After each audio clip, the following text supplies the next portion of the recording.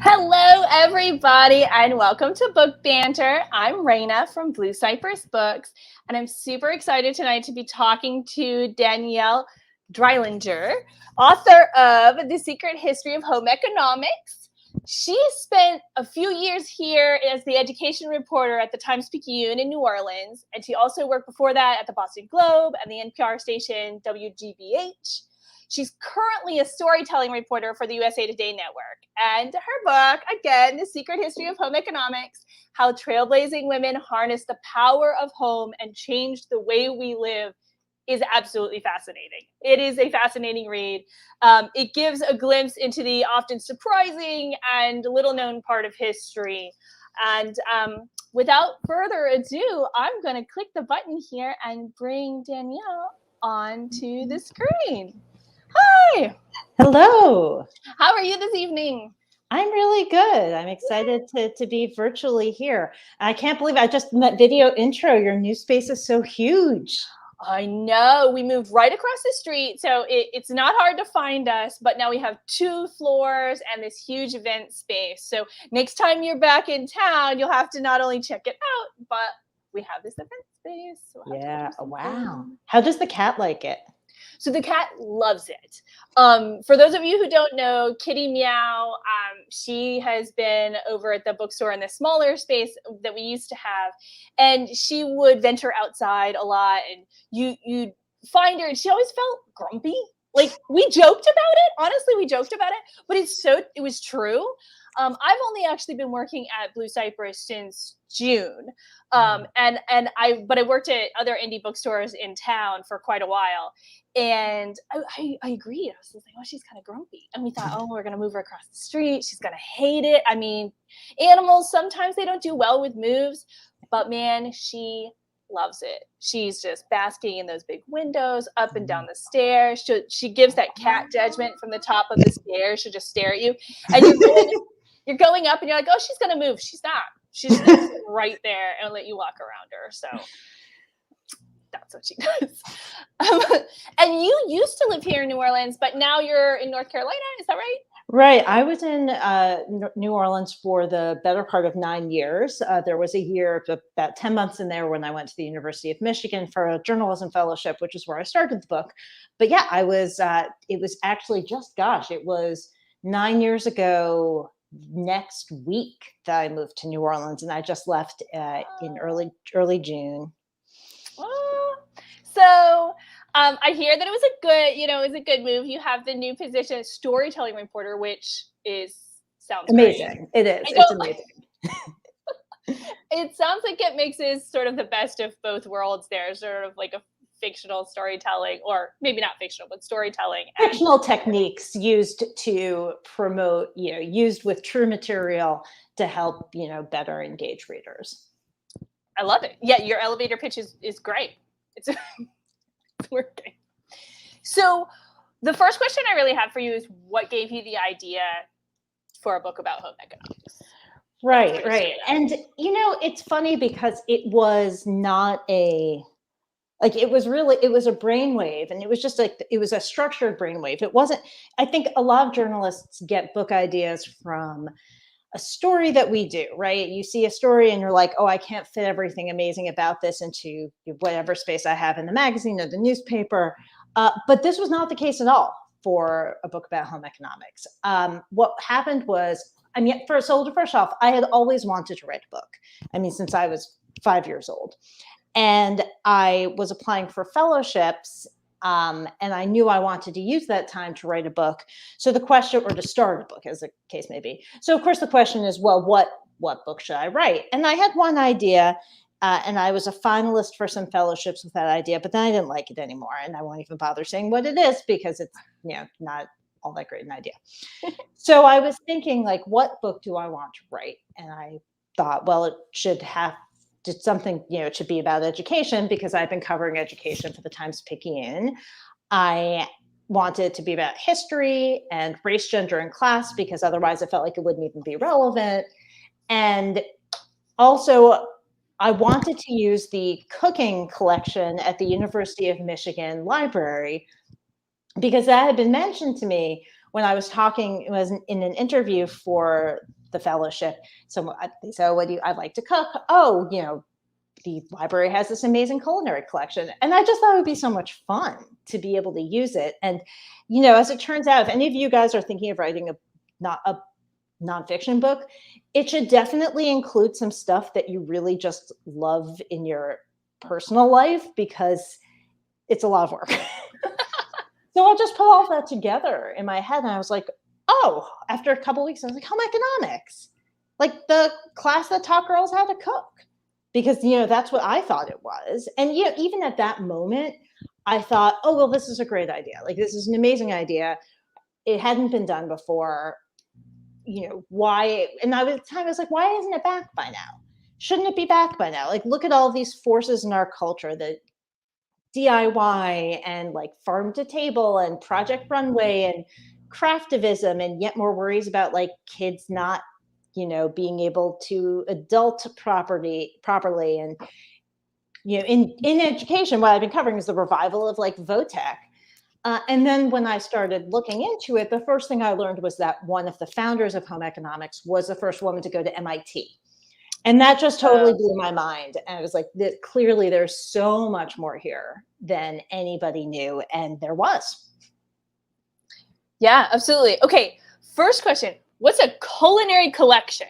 Because if it were just recipes, it feels like you'd just be like cookbook collection or something. What is a culinary? So it is the Janice Bluestein Langone culinary collection. She was a librarian at the university. She's, still alive. She's the culinary historian, and she just collected everything for years and years and years. She collected all sorts of ephemera. So like a lot of the collection has, besides like old cookbooks, it has like old ads and inserts and like recipe booklets that you would actually, I happen to be near it. I don't know whether or not this stuff is in her collection, but let me grab it for you guys, the kind of thing that she had. Yeah.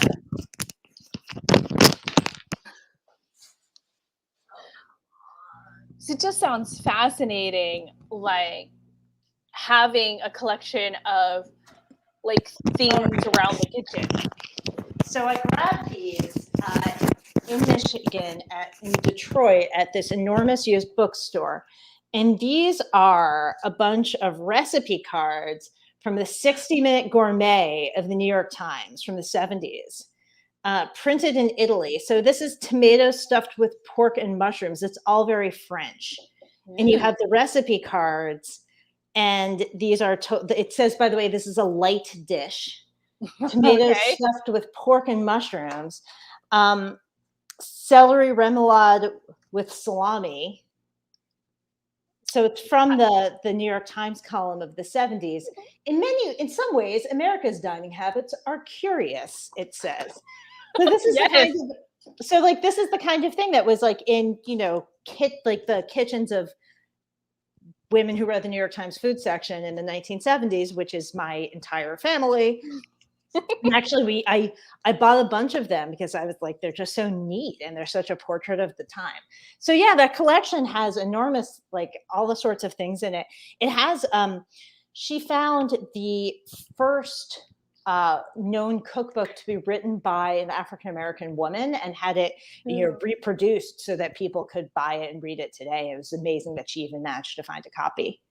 Yeah, finding a copy and then, taking the next step of actually trying to get it out in the hands of people at that time. That's right. That's a big step. Yeah. So, okay, Linda has a question, and we're gonna connect it to that French flair. Great.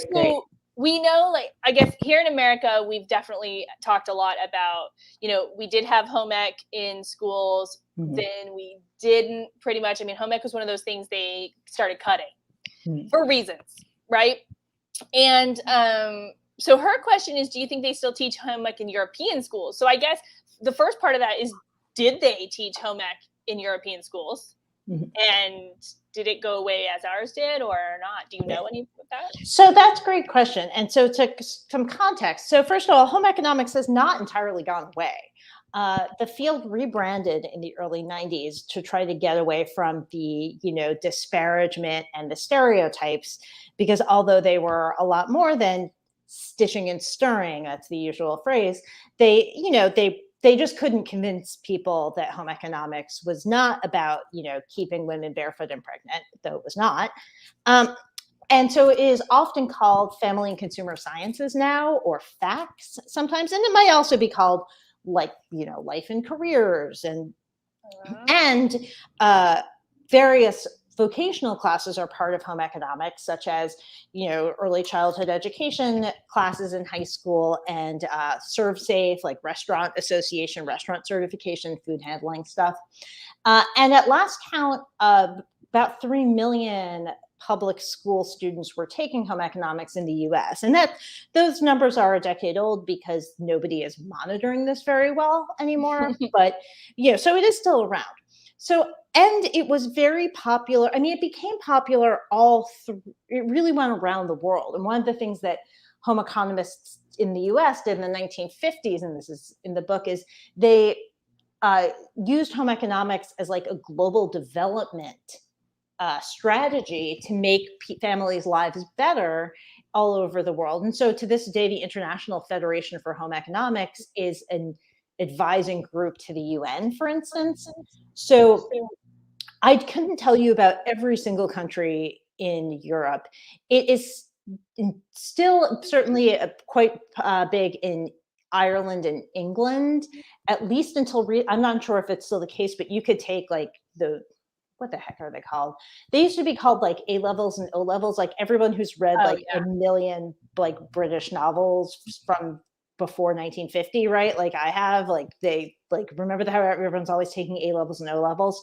They had them in home economics. In Finland, it is still compulsory. I know that, and it's still mandatory in Japan.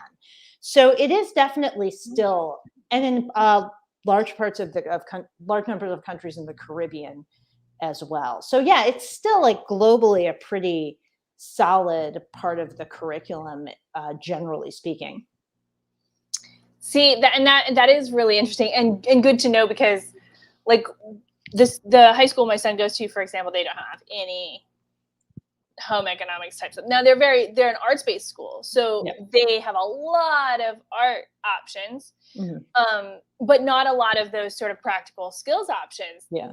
From what I can see. Well, but so this is a good example of the problems with like keeping track of this stuff, though. So I asked the state of Louisiana, of the Department of Education, for a list of their family and consumer science courses, because they have them, and you know, they have that list. Yeah. And in New Orleans, it was just so incomplete. Like it didn't include the classes that are part of the Edible Schoolyard Project at the various first line schools.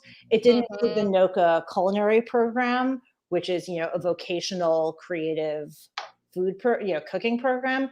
So like those are definitely home economics classes, but they weren't being counted that way within the state system.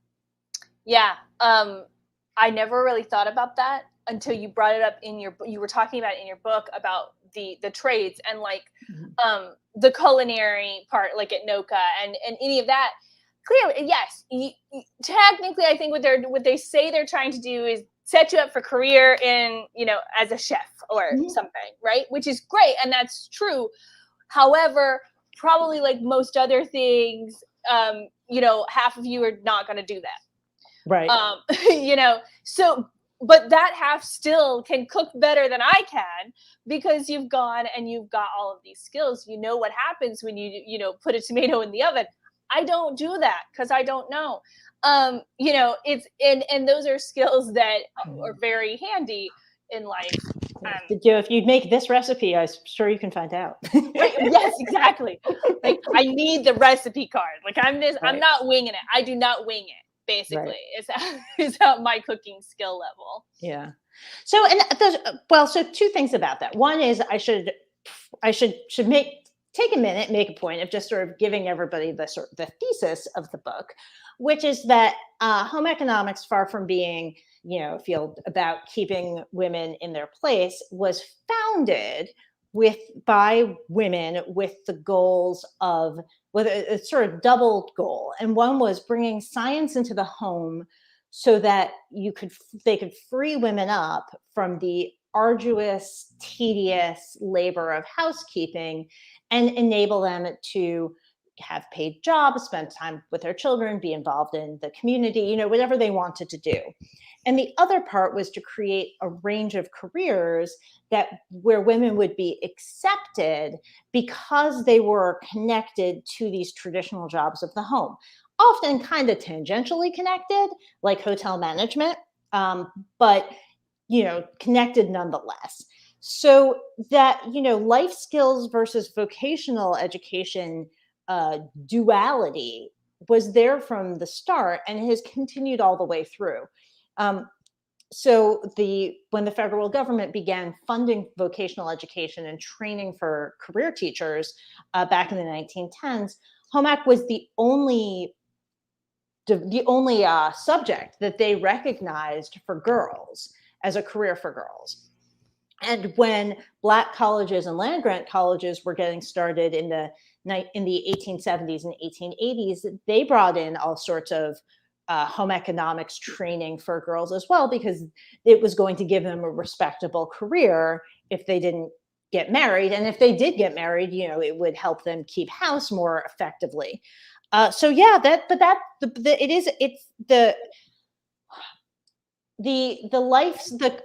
the becoming a chef classes are definitely as much of a part of home economics as the, you know, learning how to make dinner for yourself and your family classes.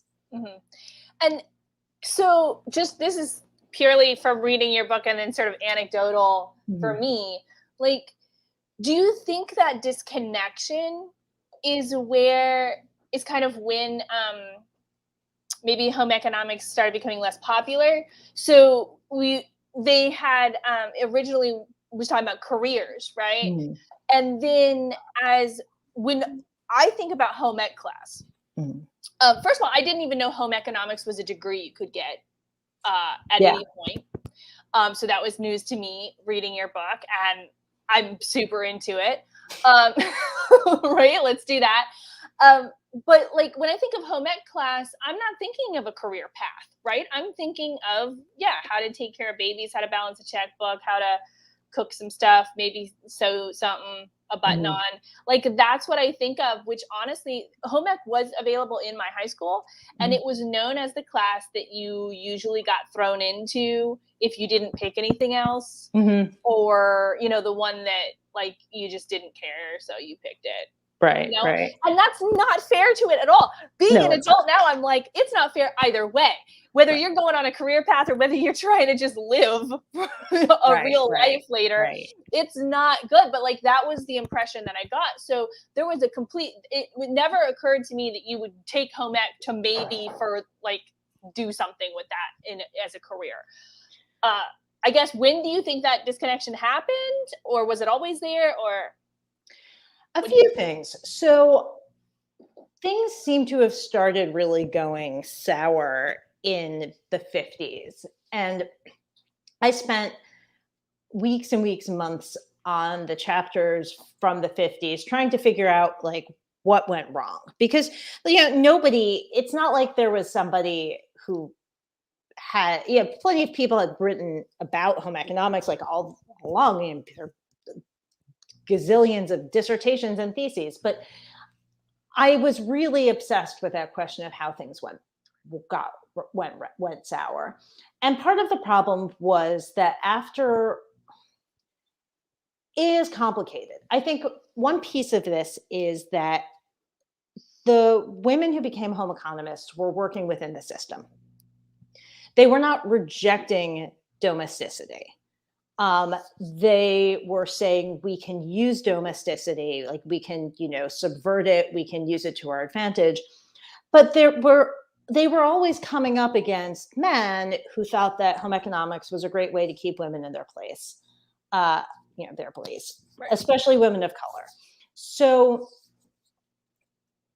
and the overall culture of disparagement of these tasks. Like, so post World War II, when you have this enormous cultural push to, that we eventually called the feminine mystique, like you see in home economics classes, like things were really genuinely changing. Like housework didn't take as long anymore because of technology, because of science in the home. And there became, you see in the curriculum all sorts of pressure on girls, like to be great dates and daughters and family members and eventually mothers and wives that had not been in the curriculum before. And part of it is also that they were interested in psychology. And so and psychology was a field dominated by men. So these, women textbook writers were parroting this like sexist claptrap about how girls should be. And that was being focused on in home economics. And they weren't focusing so much on like practical sewing because, sewing wasn't really neat. Like no one needed to sew anymore. Right. So they were doing like, goofy sewing and like, and at the same time, there was enormous pressure on the university departments of home economics to prove their value. And for instance, women mostly didn't get doctorates. And this was a point where universities were upgrading their faculty for people who had doctorates. So here you have all of these women, and this is where women were in the university, and they didn't have doctorates. And the university started promoting men to be like the deans of that college. They started changing the names. They started saying, why do we have so many girls in this? Which like nobody says, why do we have so many men in chemistry? We should like change the name and get some more women in charge so it appeals to a broader range of people, right? So, and then on top of it, that was the very first wave of this push for hard sciences, hard academics, which then comes back in the 1980s. And, on top of it, the 70s, you have the second wave feminist revolution, which the home economists really actually took and ran with and embraced it after a really dramatic come to Jesus that I write about the book.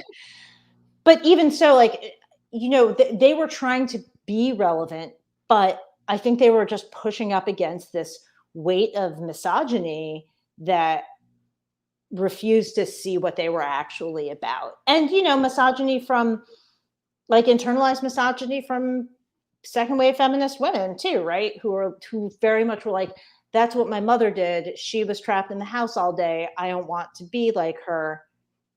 So I think that's the stuff that came together. And it seemed to be that like once the rock started rolling down the hill, like it really picked up speed. Yeah, I'm probably I'm definitely not helped at all by budget cuts just later. And then when you're starting to look at all of these course offerings and what you can cut, that home ec gets cut with shop and some art classes and pottery and like these things that you believe you can just get rid of. It's no big deal because we have to keep the math and the English and the whatever. Right. And what are courses and like what are schools getting rewarded for? What are they being told they have to have? They're being told like you need to make sure that more kids are taking advanced placement classes, right? Advanced placement is important. So they say, okay, well, we'll make sure that more kids are taking advanced placement. Right, which means now we need 2 math classes so that we can get them to an advanced placement point so we can get our money, which means we need to cut. What are we going to cut? Okay. Exactly. Yeah. And I think, I feel recently, and I don't know how many years, but, a few years where you start feeling that thing where, oh, maybe we do, we can't get rid of all the music. We can't get rid of, maybe we do need to teach our kids to, some home economics, like how to manage a household, whether you have, traditional, you got a husband and wife and you've got 8 kids, or you're a bachelor, you're by yourself and you're staying in, your studio apartment. You need to be able to do similar things, and you need these types of skills, and whether you take it to a career in those things or not. And I want to, do you feel like COVID and lockdown and realizing what's necessary and what isn't, maybe we'll have a push on that? I mean, I hope so. I still think that, like the time has never been more ripe for a revival of home economics. But I think it's, it's interesting in that on the one hand, well, I think we all spent so much time stuck in our homes. And I think we all thought it just made us think more about home. And it made people who don't think about home think about it. So like, I mean, the fact that all of a sudden the work of childcare was so visible because schools were closed and daycare was often closed. And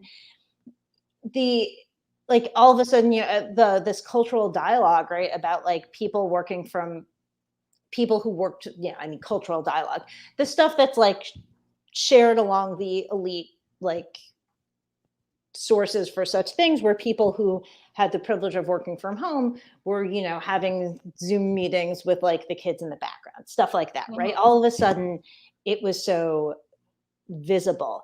And, even the discussion of, certainly in food media, or like, which I read a ton of, right? All this discussion about like how sick and tired people got of cooking, but at the same time, how much more cooking people were doing. And in a way, like that in and of itself is like perfect ground for home economics, because like, I mean, home economists believed in takeout, the founders. They believed in they believed that there wasn't any need. A lot of them are like, there's no need for every family to be cooking its own food every night. Like that's it's an unnecessary amount of labor. So people, on the one hand, people have been saying to me like, oh, sourdough bread, like isn't that very home ec? And it is, but that home ec has always been very deeply practical. So they would test, I've read these things where they were testing like a scratch cake against a cake mix, against, what's tastes better, what takes more time. And, they were into balancing out, like, does it, sewing your own clothes. If you can, some women, if you're good at it, some people, they could sew themselves clothing that was better quality than what they could afford to buy. And it would make them look better and feel better. And it would like impress their bosses. But on the other hand, that's if you have more time than money. Right. Yeah, for sure. And maybe after this, we'll sort of see this like maybe a middle ground, a resurgence of home economics, but like a respect, maybe. Yeah. We'll finally get that respect, because that to me feels like the ultimate, what is necessary to really work, integrate it, both as a profession and just the idea that you should probably know how to cook and maybe sew a button, even if you don't use it all the time. Right. Right. And that there's nothing wrong with that. And so many people, like you said, being stuck at home, people that didn't normally were like, maybe they were like takeout people, they went to the office and then they came home for a few hours and the kids went to sleep and they did the thing. They're like, go people. All of a sudden they're like, wait, I have to figure out how all this works now. Yeah. And you start respecting the people who will come. Like we're talking about vocations, like plumbers and mechanics, and all of a sudden, like my car broke, but I don't know if the mechanic's even there to fix it. Right. Like, and you realize you need a plumber.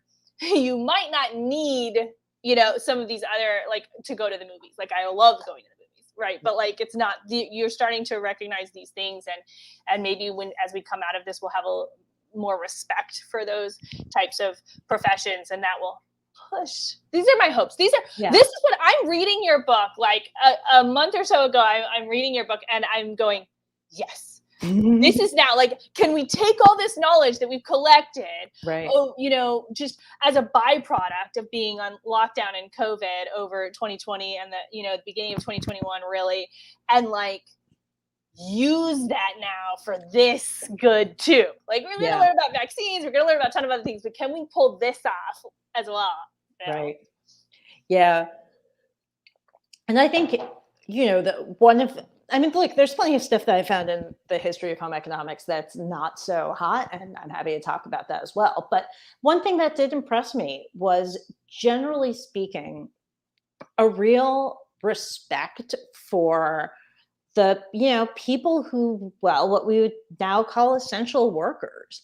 Like, they were they were looking at work conditions in laundromats and in kitchens. And, when this all started, there was, people still had a lot of middle-class people still had a servant, and they looked at they called it household employment, right? Like, what are the working conditions for that person? And, they said, these employees should be treated the same as if they were working in a factory when it comes to having just an 8-hour day, and they clock out and they're done. And like, they're not being asked to do, work beyond their, like, what they were hired to do in the first place. Because, the women and people of color who were working in other people's houses were exploited, very much so. For sure. So, yeah. So I think that, I think that's what I think about when I think about like the essential workers, the people at the daycare centers that, managed to stay open after the first, closed for 2 months and then like went back.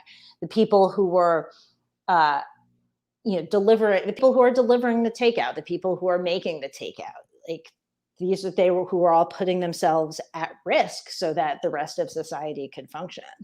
Mm-hmm. So Santhia, I hope I'm pronouncing that correctly. I have a question for you. So she's commented, I love home economics. It's essential and contributed to my life and career here in New Orleans and my travels. So what is your career? Like, what can like in a sentence, because I know you're typing, but like, can you make that connection for us? Because I think that's really important as we, as you talk about like home economics and wanting to bring it back both as a career and just like, as a elective in school, making those connections. That's what we have to prove to people. Look, this turns into this. Now we need, how can we make that connection? And while they're typing, I will say that I do remember Alan Shaya has credited his home economics teacher to helping him get started in cooking. Oh, I'm sure. Like that little bit is, if I had taken home economics in high school, which if they had it, I would make my son take it. Yeah. I didn't like, I keep coming back to cooking because when I left my house, my parents' house, I like burned macaroni and cheese. I don't know how I did that, but that's entirely doable. Yeah. Yeah. You forgot about it. You went and did something else. I didn't understand why you had to really, like, it said, do this for 5 minutes. And I'd be like, 3's good. It's not, but I didn't understand why. Right. So it was just like, I need to eat now. And then it's never good and whatever, it took me years. Like literally I had my son and like a year later I went, I'm going to need to feed this kid something, but except for like milk and then baby food. That's right. A problem. Right. Okay. So I better learn some things. So that's, like those are those connections. Right. And that should probably also, did we have a response yet? Yes. So she's a fashion merchandiser, marketing now, yep. Herbalist, nail tech. I'm super, like, you've now like combined so many pieces of like home economics. If we were making a pie chart of all the things, yeah, you've got like 4, like, it's great. That's cool. Yeah. Yeah. And, I think so. Home economics classes are not just hands-on, though they are hands-on, but like the ones I've seen that I found the most impressive are the ones that, they take the simultaneously micro and macro view that I think is really powerful. So when you're learning, the fashion unit involves some hands-on practice, it involves some history, it involves okay, so a woman I talk about in the book, because I just think she's amazing, is this teacher in Virginia. And she had a quilting unit where kids had to work together in teams, and they were researching historical quilts and like slave quilts and the language of different the symbolism, right? And then they would design their own quilt squares that were meaningful for them. They would put their work together to actually sew it by hand. They had like a class cash economy, so where they would like buy, they would have a budget and they would buy fabric from the teacher. And she also had, in a separate unit in a different class, she involved like the global fashion industry and how that works, and the business side and the labor side and the environmental side, right? So I just love that it has, like, it's not just learning how to cook, it's like learning how careers in kitchens work, it's learning about nutrition and the science of that, it's learning.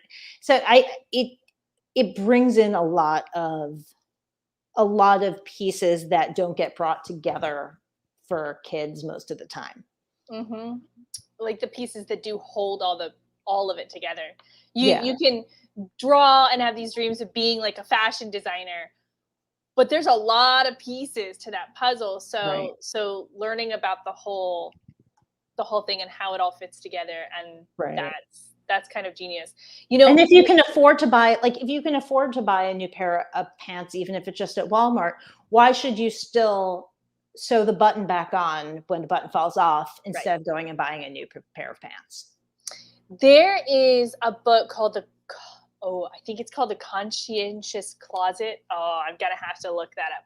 I don't have a copy of it, but I keep passing by. It's on our shelves right now. And I want to get it and read it. And it's basically about that exact thing, like what's ethical. It has the big umbrella is like what's ethical clothing and ethical shopping, but at the same time it's like what's worth sewing the button on versus not, and like how many times is that worth it, but what do you buy a $90 pair of pants versus a $15 pair of pants, and then the button sewing, like how that all works. And it's something that you don't really think about right now, like fast fashion, right? You just go and get it and you don't even think about it. And your book your book caught the wheels turning in my head in so many different ways. And that other book I'm talking about, The Conscientious Closet, I walked by it like a billion times. I read your book and walked by it and picked it up and flipped it over. Like I start thinking about this a little bit differently. Something said, yes, talk about sustainability with that button baby. Yes, totally. Exactly. And hems, those little bitty things, because those are the first things to go on most of your clothes. It's like true. the little hems, the little buttons. If you can make it go one more time a little bit longer, let's do it. I'm in. Also, like wool socks. Like I know how to darn socks properly, and I know like the cheater ways to patch up your socks, which is what I normally do. But like socks are really expensive, and like wool socks are like $20+ a pair. And so I sew up the holes in the heels because I don't want to have to spend $20 more on wool socks. Yeah. And okay, so I've lived in the South my entire life. So I recently discovered wool socks, which sounds weird for anyone who's lived much further north than me. I don't understand this, just given how cold the floors of a shotgun are in those like 2 months of the year. It's agonizing. Well, they weren't like something that you got, because I'm from Florida. I've been here for 16 years. Mm-hmm. So both places are fairly warm.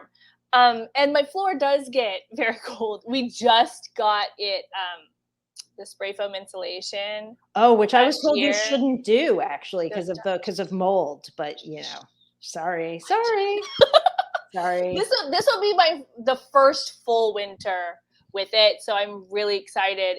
We got it kind of in the middle end of the winter last year, and I felt like I could tell a difference. But then at the beginning, now we get a full year, so we'll see the difference. But yeah, wool socks were just not something on my radar really much. I knew they existed, but not something that you'd get here. And then I did. They're amazing, and it's changed my life. So yeah, no, I especially have had to mend my wool socks a bunch because I grew up in the Northeast. I lived in the Northeast until I was 35. And so, I had wool socks, and I moved down to New Orleans 9 years ago. And, all of a sudden nobody gives you wool socks anymore when you move to the South. And I was like, but it's December and I live in a shotgun and the floor is freezing. Yeah, that's still a thing. 'Cause I like New Orleans, I call it fashionably cold. It gets just cold enough here for you to wear the tights, the cute scarves, you know, you can get the good combos going, but not so cold usually that you need a coat to survive. Like that's my life. I see. This is funny. I had the totally opposite experience. And in fact, I mean, I just knew so many. I mean, I knew people who worked in schools because I was covering education, because everybody knows everybody who works in schools. And my ex worked in schools, and like it hit like 65 degrees, and New Orleans kids like put on puffer jackets. Is my experience. I don't know how your son deals with it, but okay, so he's of the exact opposite feeling. He's one of those kids that he'll wear the exact same outfit January, February, March, April, May, June, July, August, September. Wow. I was similar in high school. I had a thing, a look. I thought it was cool, and people would be like, "Are you hot? No. Are you cold? No." So I don't know why I did it, and I don't know why he's doing it, but I can't argue with him. Okay. Yeah. Fair. You know what fair. I mean? Right. Right. You know, it's like, I will say that, the connection experience that you had reading the book, it's really exciting to hear that, because that was the experience I had writing it. Like, that was the experience I had researching it. Was just like, it was kind of psychedelic, like, oh, it's all connected, but like, it really is. And, as soon as I began seeing the 20th century through the lens of home economics, I just found it in more and more places. So I was listening to the Gastropod podcast, and they had something on military rations.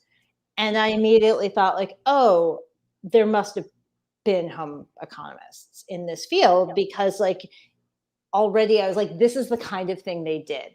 And I contacted the Army labs that work on rations today, which are up in Natick, Massachusetts, near where I used to live. And they had no idea, no idea what I was talking about. But because it's been forgotten. And because they don't realize that dietetics, nutrition, that field, and there was some input from animal nutrition as well, but like, the bulk of it was coming out of home economics. The American Dietetic Association was co-founded by home economists. You can now get a dietetics degree without taking any like a general home ec class, but that wasn't the case for decades. And the military was full of the military nutrition was full of women scientists who then were working on space food, which I go into in the book as well. Yes. And which it's just, is, again, fascinating. There's so many little pieces of your book that it's just fascinating. Right. And like, for instance, like, the like, similar, so utility companies had employed home economists for years and years and years, like enormous numbers of recipe booklets that are like in the University of Michigan collection are like the power company. In fact, NOPSI, the New Orleans Public Services, what was the I-4 guys? People will know. But they still, to this day, they updated it now, maybe 10 years ago. They had a cookbook of recipes. If anybody knows where I can find one of the older NOPSI, in fact, if you have an extra on hand that you want to send me, like, I will contact Raina and I'll like buy it off of you and pay shipping. Yeah, absolutely. And I'll keep we have new and used books, so I'll keep my eye out. If somebody brings one in, one of the old ones. I have like the new one is easy to find. It's available via PDF on their website, on the Entergy website. Right. But so like, this was enormous for years, and I called Westinghouse, or emailed Westinghouse, the Westinghouse archives, and they too had no idea what I was talking about, and found just like one home economics class for consumers somewhere. And yet, like, the head of home economics at Westinghouse was, a powerful businesswoman who was very involved in the American Home Economics Association. And it was finally, I found, really deep archives for that kind of thing at JCPenney. And I discovered Satinic St. Marie, who was the first woman VP at JCPenney's, and she came through the home economics department, as did, many of the first women in senior leadership in food corporations. That was another fascinating bit of your book, JCPenney's. I mean, the whole thing, their catalog, which, I know from circling toys from Christmas and things of that nature, right? It comes into your house, you do that. And just that they were really part of this huge movement to get this information out into people's houses, and built part of their business model on this, just like giving out information under the idea that you'd buy fabric from them, or whatever you were gonna buy. Right. And man, I like that business model. And that's another thing, by the way, that is super hard to find, is the JCPenney's Fashions and Fabrics magazine for home economics teachers. And there's one issue that somebody has been trying to sell on eBay for like 3 years, and they keep posting it at like some ridiculously expensive price, and nobody buys it. I was deeply tempted to steal copies from the archives, which of course you cannot do. Right. Well, and you just have to keep like emailing them and making them offers, and one day they'll need the money to the point where, like, sure, you can have it at this price. It's fine. I'll give it to you. Well, before we start wrapping up, I have 2 things I definitely want to touch on. One is I have a piece of home economics history that my husband is going to let me show on camera. I was listening to another interview that you had done, and you said that a lot of people send in their like sewing horror stories. They definitely share their sewing horror stories. So I don't have one because I didn't take home economics, but my husband did take home economics, and he's been carrying around this walrus. It's a walrus, in case you couldn't tell. Look at the blue little flippers. It has little flippers on it. It is both adorable and horrifying. I love it, and also don't want it to look at me too much. But I had to show that off on camera. Wait, I think you need to keep this on camera. It looks like something out of like Rick and Morty, doesn't it? Oh, it kind of does, actually. Now that you mentioned it, I wonder if he'll just sit up there. That's what I should have done with him, but he had to have his big reveal.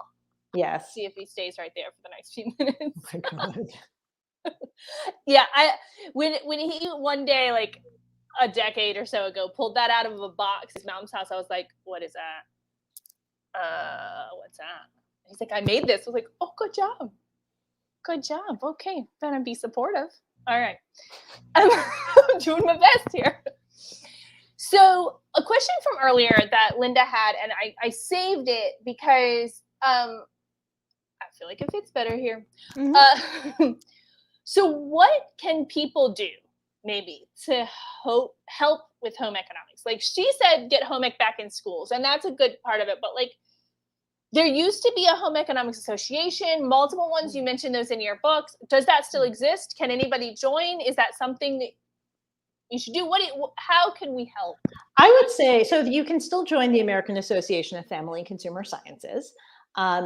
I've never met anybody who's not a professional in the field who's part of it, but you certainly can be. I thought for a while that you needed to like be like somehow official, but I eventually joined, and I'm not, I have no degrees in such things. I would say the best way to get home economics back in schools is to, go to the principal, go to the school board, go to the charter school board, and talk about it, like get a group of people together, ideally, right? And look at talk to the school administration and go from there. Because I mean, schools, school boards, departments of education, they respond to what people want, or they sometimes they don't respond to what people want, but they like, that's how you get their attention. Like their public pressure makes a difference. And it certainly, I, as a reporter, if I've covered a gajillion school board meetings back when the Orleans Parish School Board meeting was the only really dramatic one that anybody around. like that's the kind of thing, like when teenagers would get up and advocate for things, right? When people would get up and say, like, we want to do this, it's going to make things better. Like that always caught my attention as a reporter. So yeah, that's my advice is try to and see why, if your school isn't offering it, like ask why, like see why not, like maybe it's that they can't find teachers, maybe it's that they can't find time. Right. And from being a parent with a kid in school, recognizing that you might not change it this year. Oh yeah, of course. Was big for me, because I'm like, well, what if I go in there? It's not like they're going to add this thing and then he's going to be doing it, which may be true. Right. But if it's something that you really think would better people, the community, maybe you're doing it for 3 years down the line. Right. You also might consider contacting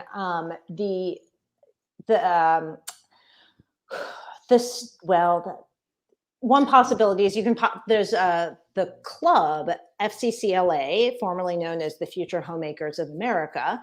Now it is Family, Career, and Community Leaders. Community Leaders of America, yes.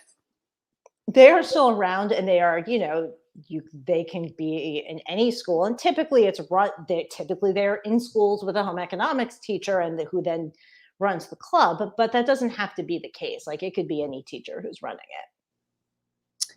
That's good to know. Yeah. I hate links to some of those. Great. Yeah. And I hate to ask parents to do more, right? Like parents do so much, but I also think that, sometimes it's like, a little collective action to get more resources for everybody that then you don't have to do. Like I looked at the arguments for having home economics in schools, and which the biggest one to me is really just everybody. So many people want it. Like so many people have said to me, like, we should bring back home economics. But along with the fact that it is, again, macro as well as micro, some people are like, well, parents can teach. Those are things parents should just be teaching their kids at home. I'm like, well, we already are asking parents to do a million things. Like, can we offload some of these things right to the school? Well, and we rarely do that with other things. Right. I can teach my son to read. I can teach my son math up to a certain level. Pretty much, a lot of people can do that. Up through middle school was where I started going, what are you doing with some of those things? But we don't say, oh, I should be teaching my kid to do these things. We say, oh, I send him to school and I support that. I support what the teacher is doing. So why do we do it with that? Also, it takes so much more time to teach a young person to cook dinner than to cook it yourself. Absolutely. Like, who has the time? I'm all about being the support structure for the official, By the way, Kitty. I'm bringing Eva in because she is wandering around wanting to be fed. So we are just having her. We're about to wrap it up. So we're having her join for just a moment. My kitty has fallen asleep down here on the floor. Aww. She's waiting. That's nice. Yeah, she's very large and just sort of plops down somewhere, and then that's where she just is for a while. That sounds very convenient. Exactly. Well, I want to thank you so much for joining me tonight. Your book, we have copies at Blue Cypress Books. I put the link earlier. I'll put it again. You can call us. You can stop by if you're in the area. And if you are not, you can always place that order through our website, and we will ship it to you anywhere you are. Right. I think it's recommended reading for anybody, honestly. But if you're into history, if you're into home economics, if you're into women's history, the workforce, do it. World War II. There's some great World War II scenes. There's great World War II. I was going to say just general military history, because what you're saying, the whole nutrition and that whole aspect of it, again, that's the thing that soldiers don't think about, but it's also one of the things that when you talk to people, food, that first meal back home, the chocolate bar in the rations. I remember my dad talking about Vietnam and the chocolate, and those things are important and they matter. And that has a heart in home economics. So Absolutely. So thank you everybody for watching. Thank you for commenting. And Danielle, thank you for joining me. Yes, thank you for having me.